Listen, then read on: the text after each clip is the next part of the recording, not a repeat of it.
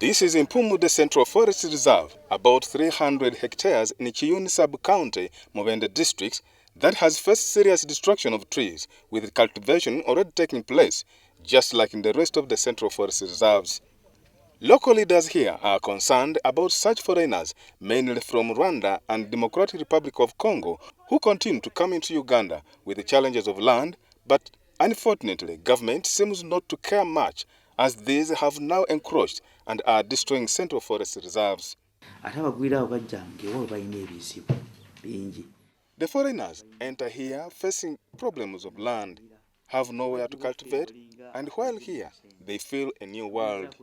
We have reported to government, and it is aware about them, but has not come up to impose laws to guide them. On the massive encroachment and the increasing forest destruction, leaders attribute this to foreigners, saying the national identification would help to understand the real encroachers and their origin. In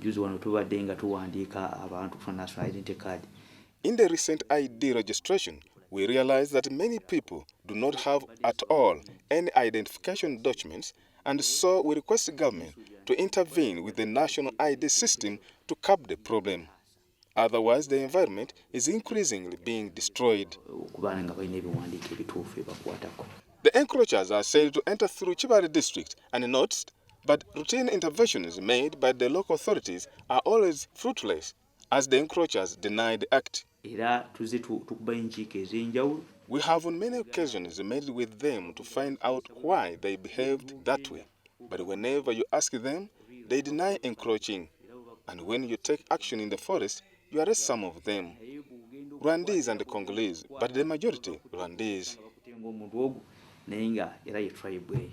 Banyarwanda, Bamu, Congo, we were to name majority Banyarwanda.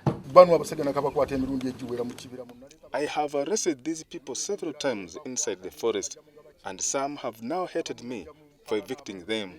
At the moment, Kiyuni Sub County residents, together with their leaders, have embraced the government's campaign of planting trees, an operation codenamed Wealth Creation, being spearheaded by veterans in the area, which may help to address the problem of forest destruction.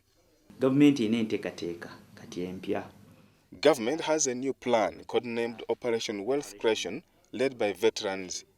The desiring community has already reported to the sub-county to request for trees for planting, and we think the program will help a lot. The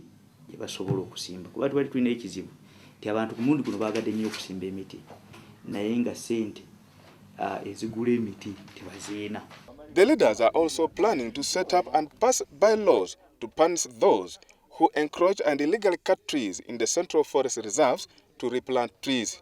But Bazede Serumaga, the area LC3 chairperson, says that the community suggests that NFA allows them to take up the current Mpumudde Central Forest Reserve so that they slowly replant trees to recover what has been lost. Because at the moment the forest is finished and needs recovery, the community suggests that government gives it to them to reorganize and replant trees afresh, just as it is done to other forests. I think it could work if they agreed.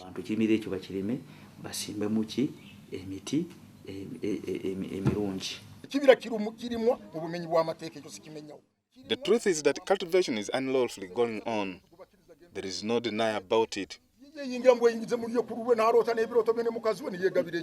At the moment, Mpumudde Central Forest Reserve requires a boundary reopening to ease monitoring, which is a great challenge due to lack of transport, where the forest supervisor is reported to inject over 60,000 shillings to hire a border to ensure he does the job.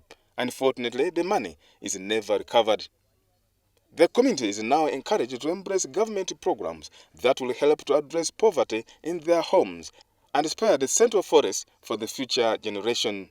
The continuous encroachment and destruction of Central Forest Reserves in the country has left Uganda in a great environmental damage that calls for serious intervention. Stephen Mwiri, WBS News.